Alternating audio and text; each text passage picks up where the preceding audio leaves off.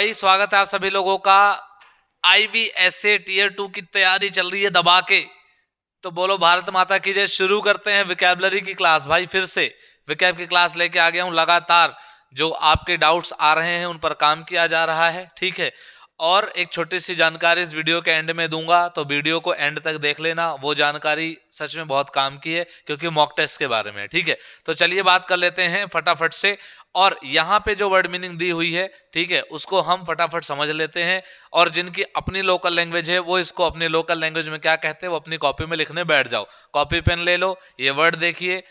Take your notebook and pen, start reading these vocabulary, write in your own language, in your own local language, okay.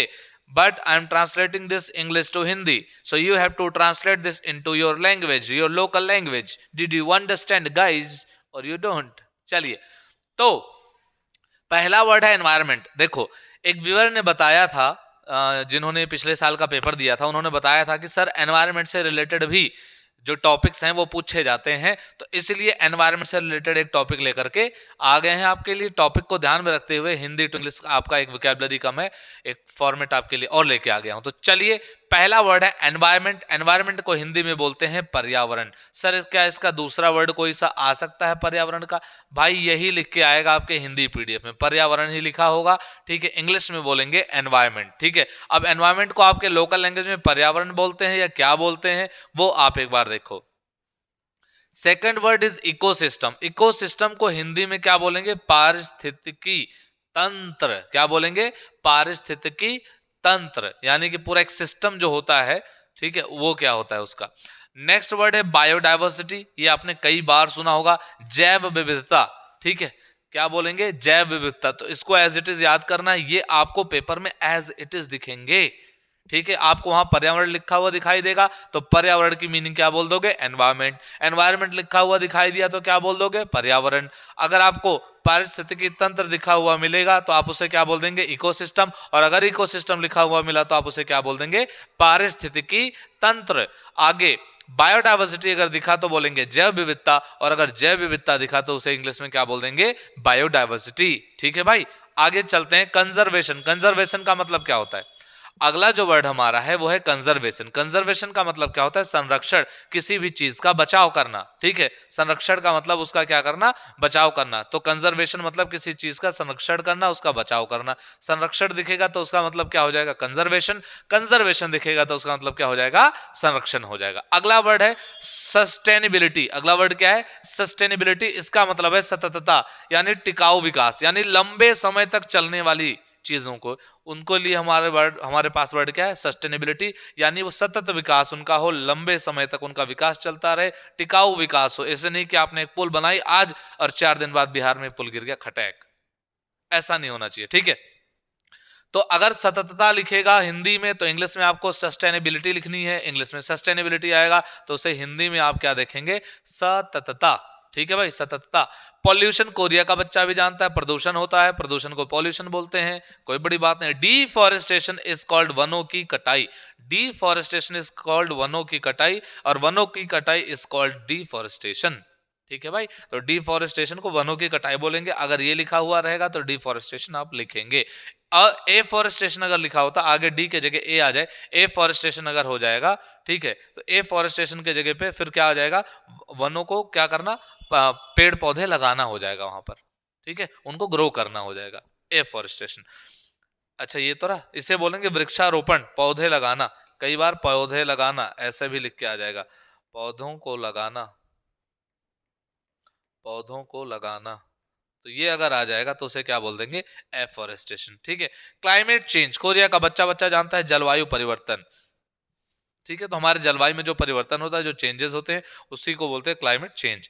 Next word है global warming. Global warming मतलब वैश्विक ताप वृद्धि, यानी कि एक तरीके से विश्व में जो ताप की वृद्धि होती है, टेम्परेचर में इंक्रीज जो होता है, उसी को क्या बोलते हैं? Global warming. बोलो इतनी बात समझ में आई? अगर इतनी बात समझ में आ गई है तो अभी आपका टेस्ट इस पर लिया जाएगा और देखा जाएगा कि आपको कितनी बात समझ में आई है। अभी आपसे मैं पूछूंगा, ठीक है भाई। और हाँ, सैटरडे वाली जो क्लास है उसके बारे में इस वीडियो के एंड में जो बताऊंगा वो बहुत इंपॉर्टेंट है, इसलिए सन्नाटे में पूरा वीडियो एंड तक देख लेना, नहीं कुछ रह जाए आपका और बाद में आप रोते रहो कि सर जी हमें पता नहीं चल पाया। तो चलिए भाई, अगला वर्ड यहां पर क्या, अगला वर्ड है एमिशन। एमिशन का मतलब होता है निकलना, उत्सर्जन। उत्सर्जन मतलब क्या होता है, निकलना या निकालना, निकलना, उत्सर्जन। ठीक है, तो एमिशन का मतलब होता है उत्सर्जन। जैसे आप देखेंगे ग्रीन हाउस जो गैसेस हैं उसमें से जो मतलब खतरनाक खतरनाक गैसें हैं उनका क्या होता है, एमिशन होता है, यानी कि वो उत्सर्जित होती हैं, वो निकलती हैं। तो एमिशन का मतलब उत्सर्जन, उत्सर्जन मतलब निकलना। तो उत्सर्जन का इंग्लिश में अनुवाद करेंगे अगर आप तो क्या होगा, एमिशन। ग्रीन हाउस गैसेस को ग्रीन हाउस गैसें क्या बोलेंगे, ग्रीन हाउस गैसें। हरे घर वाले गैस मत बोल देना हरे घर वाले गैस मत बोल देना। Greenhouse is as it is greenhouse. Okay भाई, तो आपके लोकल लैंग्वेज में भी ग्रीन हाउस को क्या बोलते होंगे वही लिख देना, ठीक है। Next, carbon footprint. तो कार्बन को कार्बन बोलेंगे, फुटप्रिंट मतलब पदचिन्ह, पैरों के निशान। तो कार्बन फुटप्रिंट को क्या बोलेंगे, कार्बन पदचिन्ह। अगला है फॉसिल फ्यूल्स। फॉसिल फ्यूल्स का मतलब होता है जीवाश्म ईंधन, यानी कि ऐसी चीजें जिनका हम ईंधन के रूप में इस्तेमाल करते हैं, फ्यूल्स के रूप में इस्तेमाल करते हैं, कॉल्ड फॉसिल फ्यूल्स। ठीक है, जीवाश्म ईंधन। और ये साइंस का टर्म है, ये आपको कहीं ना कहीं आपके एग्जाम में आज तक अगर आप 9th 10th 10th ये सब करके अभी जब आई टीयर 1 में सिलेक्ट हुए होंगे तो ये वर्ड आपको देखने को मिलेगा, फॉसिल फ्यूल्स, यानी हिंदी में बोलेंगे जीवाश्म ईंधन। ये एज इट इज लिख के आएगा एग्जाम में, यही लिख के आएगा, जीवाश्म ईंधन ही लिख के आएगा। ठीक है, लिख के ले लो। औद्योगिक कचरा, औद्योगिक कचरा मतलब इंडस्ट्रियल वेस्ट, इंडस्ट्रियल, तो इंडस्ट्री से बन गया औद्योगिक, इंडस्ट्रियल। और वेस्ट का मतलब क्या होता है, कचरा, यानी कि जो इंडस्ट्रियल कचरे होते हैं, वेस्ट होते हैं, उसको क्या बोलेंगे, औद्योगिक कचरा बोलेंगे। अर्बनाइजेशन, अर्बनाइजेशन का मतलब शहरीकरण। देखो अर्बन जो वर्ड है, अर्बन वर्ड का मतलब ही होता है शहर, अर्बन वर्ड का मतलब क्या है, शहर है। तो अर्बनाइजेशन यानी किसी चीज का शहरीकरण करना। तो गांव है, अगर उसको शहर जैसा बनाएंगे तो क्या करेंगे, उसका अर्बनाइजेशन करेंगे। ठीक है भाई।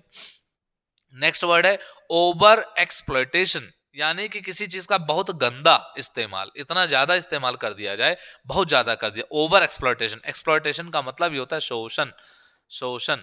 लेकिन अगर साइंस के टर्म में देखोगे तो शोषण यूज नहीं होगा, वहां पे इस्तेमाल होता है दोहन। दोहन मतलब उसका इस्तेमाल, उसका यूज। ठीक है, तो अत्यधिक इस्तेमाल। यहां पर अगर आप लोकल लैंग्वेज में देखेंगे तो दोहन आपको ट्रांसलेट नहीं करना, आपको उसका अत्यधिक इस्तेमाल लिखना है। क्या लिखना है, इस्तेमाल लिखना है। ठीक है, अच्छा, लेकिन अगर हिंदी में दोहन लिख के आएगा तो उसका मतलब एक्सप्लॉयटेशन ही है साइंस के टर्म में। अगली बात कर लेते हैं एनवायरमेंटल डिग्रेडेशन। एनवायरमेंटल डिग्रेडेशन, अब एनवायरमेंटल जो वर्ड है पर्यावरण से है, तो एनवायरमेंटल का मतलब पर्यावरणीय, डिग्रेडेशन मतलब उसका खत्म होना, क्षरण होना, कम होना, खत्म होना है, धीरे धीरे डिग्रेड हो रहा है, धीरे धीरे बर्बाद हो रहा है, नुकसान हो रहा है, खत्म होता जा रहा है। ठीक है, रिन्यूएबल एनर्जी, तो रिन्यूएबल एनर्जी का मतलब होता है नवीकरणीय। रिन्यूएबल का मतलब ही किसी चीज को फिर से नया कर देना, तो नवीकरणीय क्या, और एनर्जी को क्या बोलेंगे, ऊर्जा, जो आपके अंदर दिखनी चाहिए। टीयर 2 के एग्जाम से लेकर के टीयर 3 तक सिलेक्शन तक पूरी एनर्जी चाहिए हमें। अगला है क्लीन एनर्जी। क्लीन मतलब स्वच्छ, एनर्जी मतलब ऊर्जा।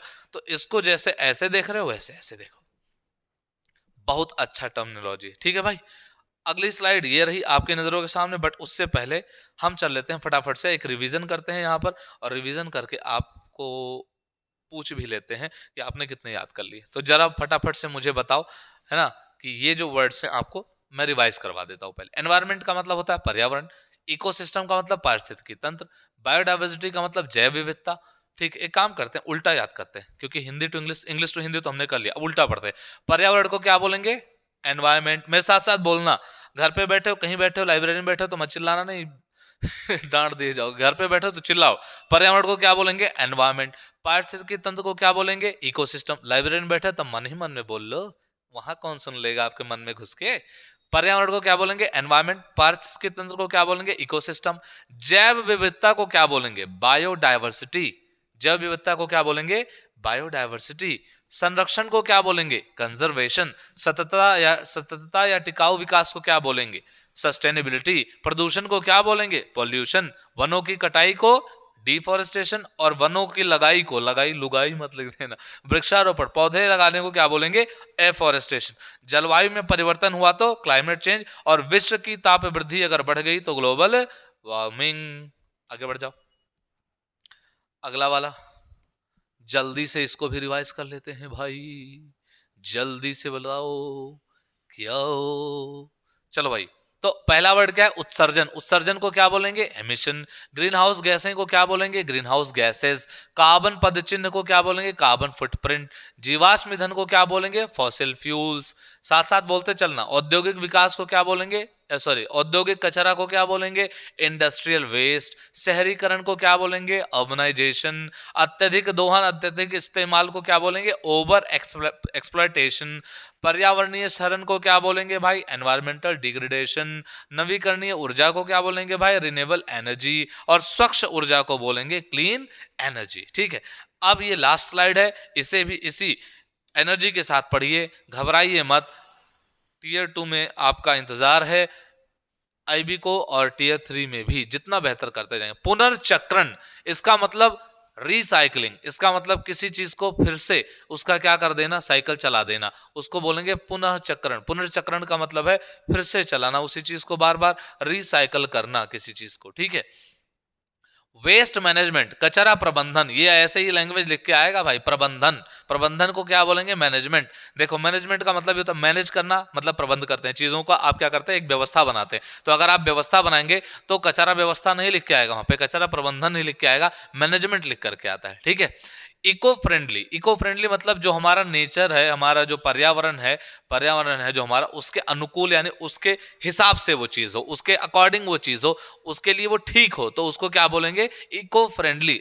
अनुकूल है उसके, अनुकूल मतलब सीधा सीधा, प्रतिकूल होगा तो उसके उल्टा होगा वो। ठीक है, अगला वर्ड है इको फ्रेंडली का हो गया पर्यावरण अनुकूल। अगला वर्ड है एनवायरमेंटल प्रोटेक्शन। एनवायरमेंटल मतलब पर्यावरणीय संरक्षण।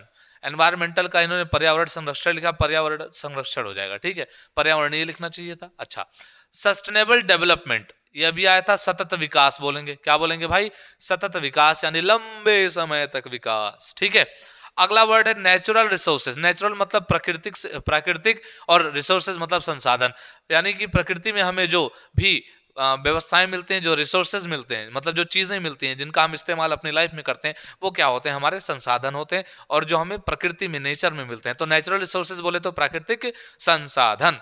ओजोन डिप्लेशन, ये वर्ड बड़ा इंपॉर्टेंट है। ओजोन परत का क्षय, यानी ओजोन की जो लेयर है, जो परत है, उसका क्या होना? क्षय होना। इसका मतलब वो खत्म होना, परत का कमजोर होना, क्षय होना धीरे धीरे, वो कहलाएगा डिप्लेशन, ओजोन डिप्लेशन। अगला वर्ड है हैबिटेट डिस्ट्रक्शन। हैबिटेट मतलब जहां पर लोग रहते हैं, यानी कि आवास का विनाश। आवास मतलब रहने की जगह। जो भी हमारे बहुत सारे मतलब लिविंग ऑर्गेनिजम्स हैं, उनका एक हैबिटेट होता है, रहने की जगह होती है। उसका अगर विनाश होगा तो उसे क्या बोलेंगे? डिस्ट्रक्शन ऑफ हैबिटेट, यानी हैबिटेट डिस्ट्रक्शन। अगला वर्ड है biodiversity loss. Biodiversity loss, biodiversity इससे जस्ट पहले पढ़ा था हमने, जैव विविधता बोलते हैं, उसमें क्या आ जाएगी? कमी आ जाएगी, तो उसको क्या बोलेंगे? Biodiversity loss.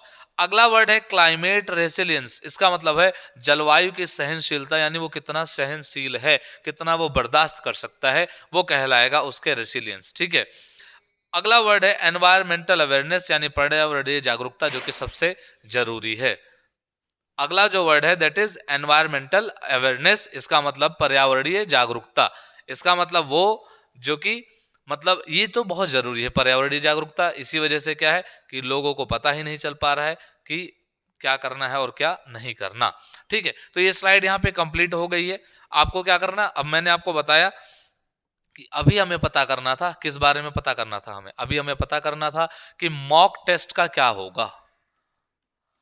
मॉक टेस्ट का क्या होगा?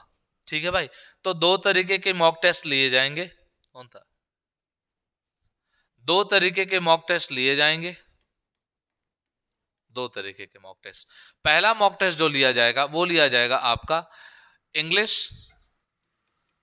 इंग्लिश 2, आपका जो भी लोकल लैंग्वेज होगा